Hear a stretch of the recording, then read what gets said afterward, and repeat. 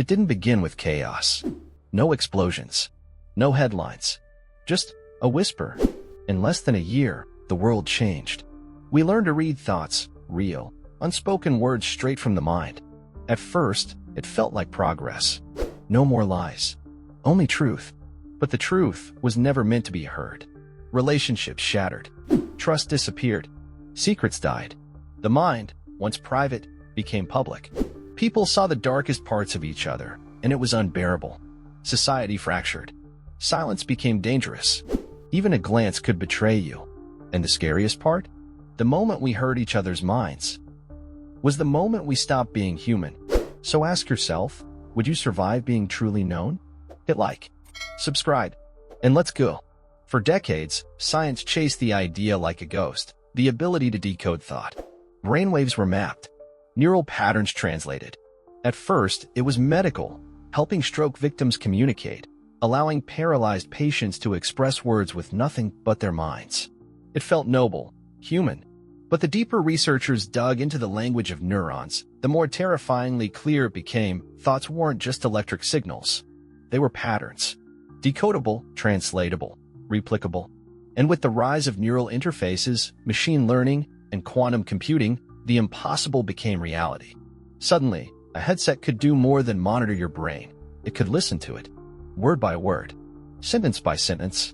At first, it was marketed as a convenience, silent messaging, thought-to-text communication, a faster way to work, connect, share.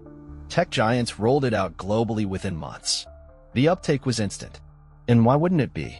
Everyone wanted to be understood without having to explain. Everyone thought they had nothing to hide.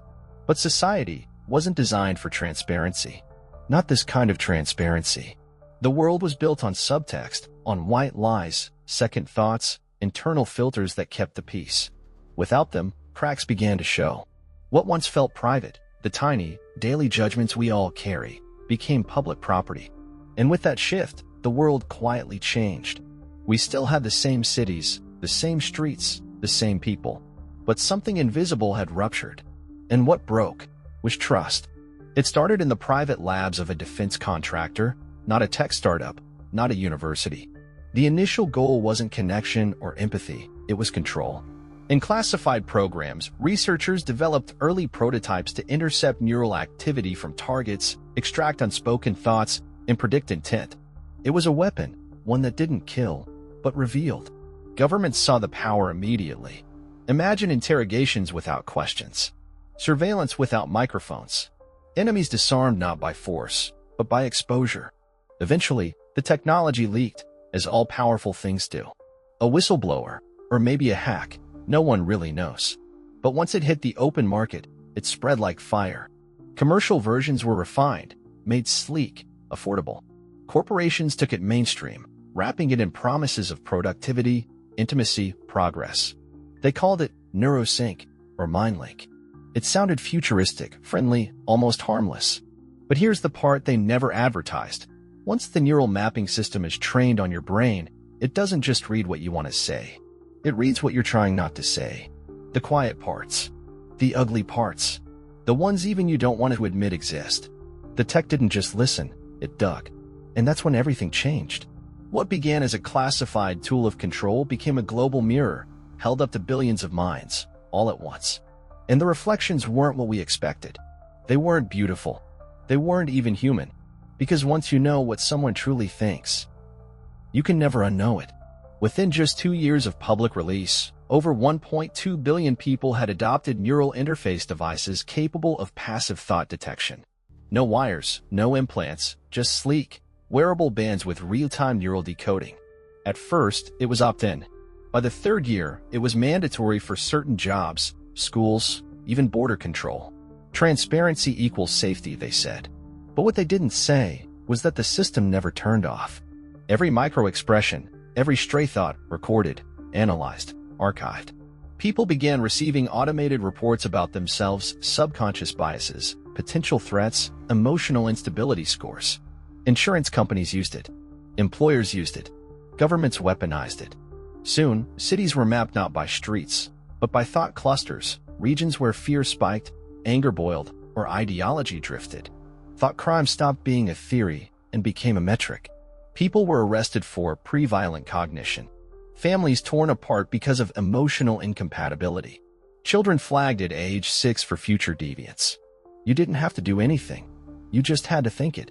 And then came the suicides. A sharp spike.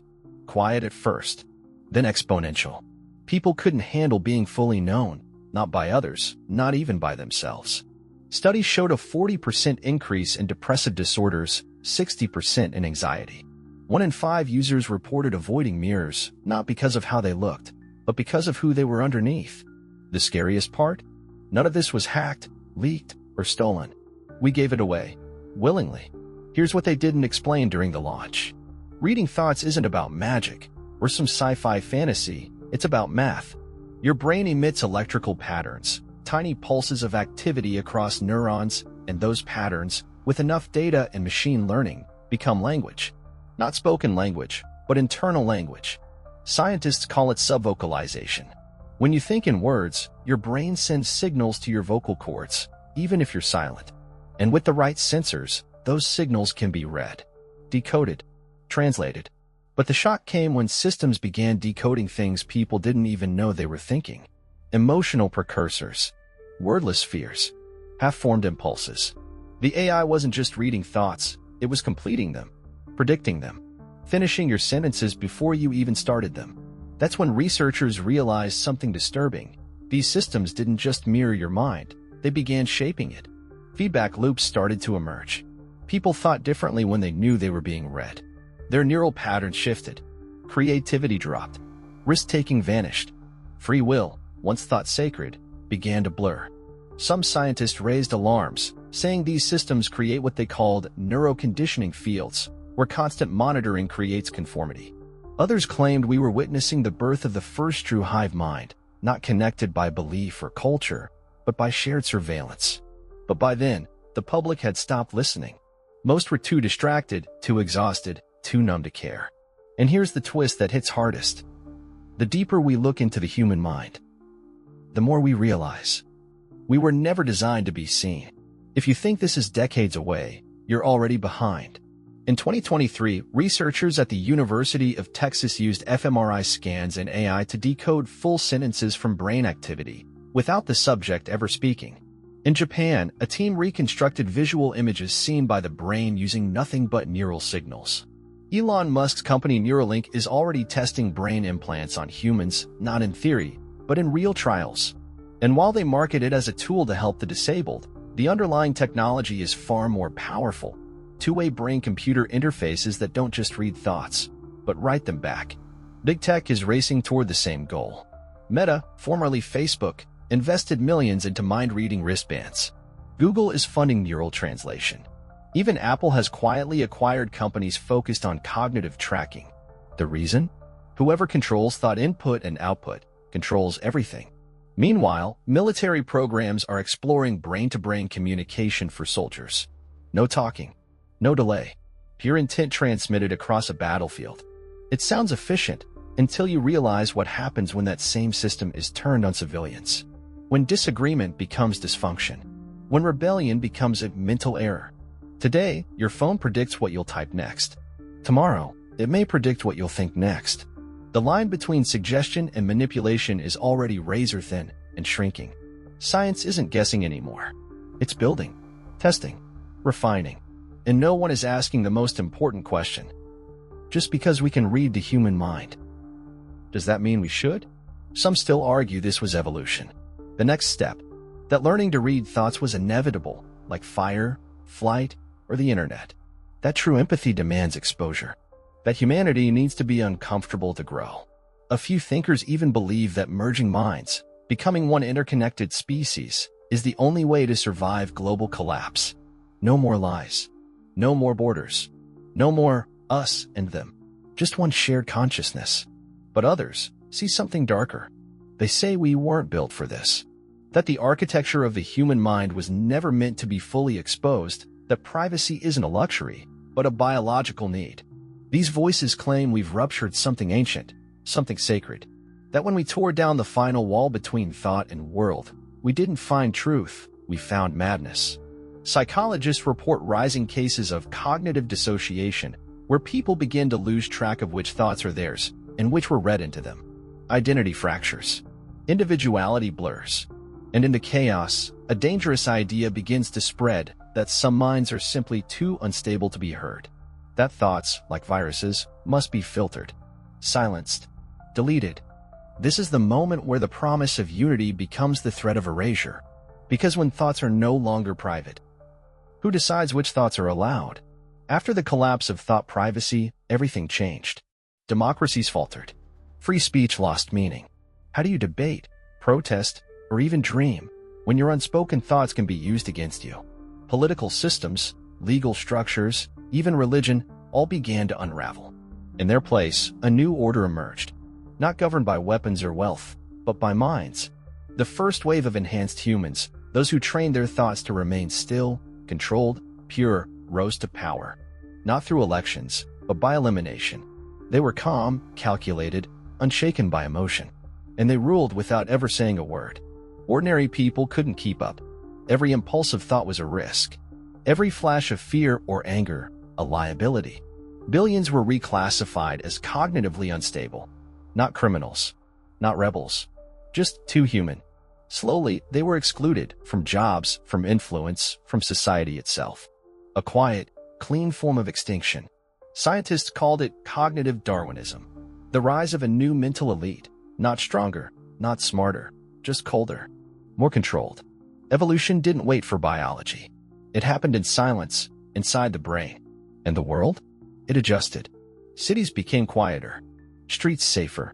But underneath, something had died. Laughter became rare. Art lost its soul. Children stopped asking why. We thought we were unlocking our potential. Instead, we unlocked something that didn't need us anymore. And now, here's the question no one wants to answer. If humanity can't survive its own thoughts, did we ever deserve to? This is the point where we must ask ourselves, what does it truly mean to be human? Is it our intelligence? Our memories? Our capacity for connection? Or is it something far simpler? The right to keep a part of ourselves unknown? For centuries, we fought for freedom of speech. But no one ever imagined we'd need freedom of thought. Now, that freedom is gone, and the question is whether we ever want it back. Because with every unlocked mind came power, efficiency, safety, order. The systems we built from our thoughts were faster, smarter, more logical than anything before. Conflict dropped. Crime shrank. But so did joy. So did unpredictability. And in that stillness, something vital went missing. Something irrational. Something human. Some say it's too late to go back. That the genie is out. That the next generation, born into mind sharing, trained from birth to filter their thoughts, won't want privacy. To them, silence will feel suspicious. Mystery will be dangerous. Emotion will be noise. But others believe there's still a choice. A chance to reclaim the chaos, the pain, the confusion, and the beauty of not knowing what someone else truly thinks. A chance to choose imperfection, to protect the part of us that can't be measured or explained. So here we are, at the edge. Evolve into something precise or fall back into something real. Which would you choose? Remember how it started? That whisper, that promise of a world without lies? The idea that reading thoughts could bring us closer, could save us? Maybe you didn't think much of it then. Maybe it felt distant, like science fiction. But now, maybe it feels a little closer. Maybe you're wondering how many of your own thoughts, just today, would have betrayed you. Not the ones you said, the ones you buried, the ones you're still trying to forget. I'll be honest with you, the idea terrifies me. Not because I have something to hide, but because I have something to protect. My doubts, my anger, my unspoken guilt, the quiet little truths that make me me. I don't want a perfect version of myself uploaded, analyzed, dissected. I want the freedom to not be understood. Don't you? This isn't just a story. It's a trajectory. The research is real. The tools already exist. All it takes is one global push, one moment of fear, and the world we know could disappear in silence. No war. No collapse. Just minds opening, one by one. So now I have to ask you, not as a narrator, but as a person, if someone could hear everything you've ever thought, every judgment, every regret, every secret you never meant to say out loud, would they still love you? Would they still trust you? And more importantly, Would you? Let me know in the comments, or would you rather keep that to yourself?